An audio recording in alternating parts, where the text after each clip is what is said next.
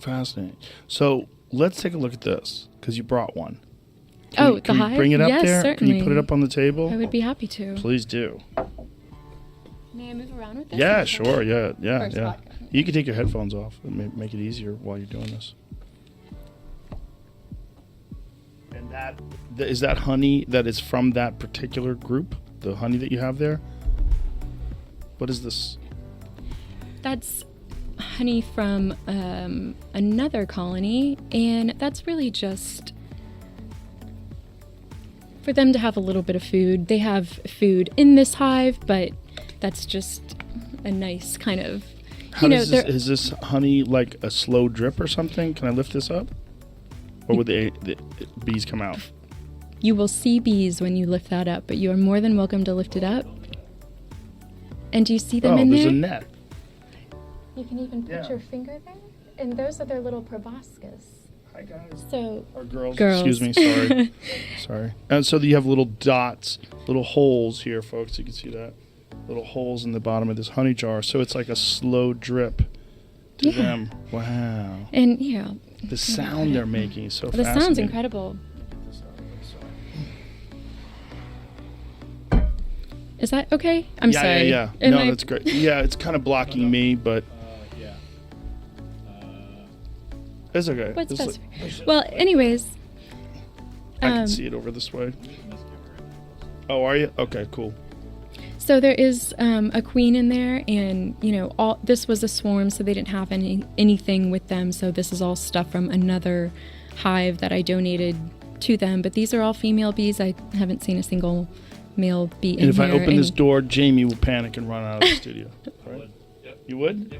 You haven't learned from her what she said? I was attacked when I was a young child. Oh my goodness! Oh my goodness! Were you attacked by bees or hornets? I don't know.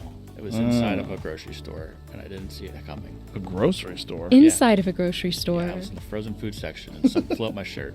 Next thing I knew, I was swollen. So that's probably hornets, right? I got lit up by hornets in Utah this September. So the thing about honeybees is once they sting you, they will die. The Right. stinger is, attached to their abdominal cavity, and it'll rip out of them, and they'll die shortly after. But a lot of hornets and wasps, they won't. Yeah, they keep They can going. sting you multiple times without dying, which also the queen can. She is the only bee that, the male drone bees don't have a stinger.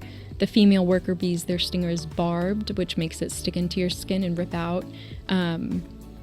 They can sting other bees and it won't rip out and they won't die. But the queen bee, her stinger is not barbed. So you could be stung multiple times by a queen in theory, but the queens rarely have an occasion. Is to that sting. because the queen is ready to fight to the death?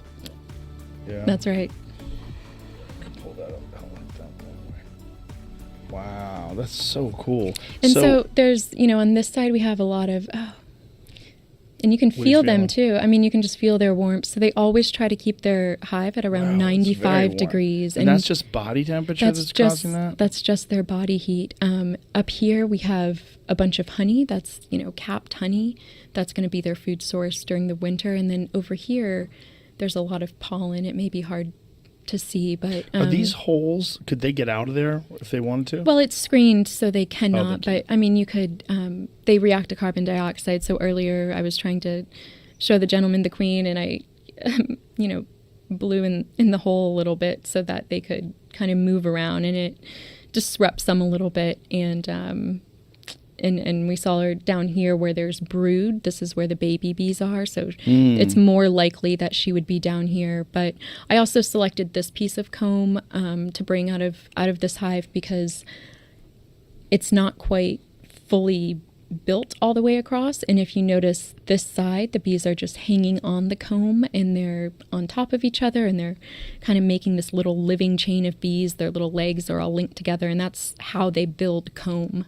So you're seeing them build more of this beeswax comb. I don't know if you can see that group of bees there. I mean, if you shake the hive, you can see it move. Do you see them? Yes. Yeah.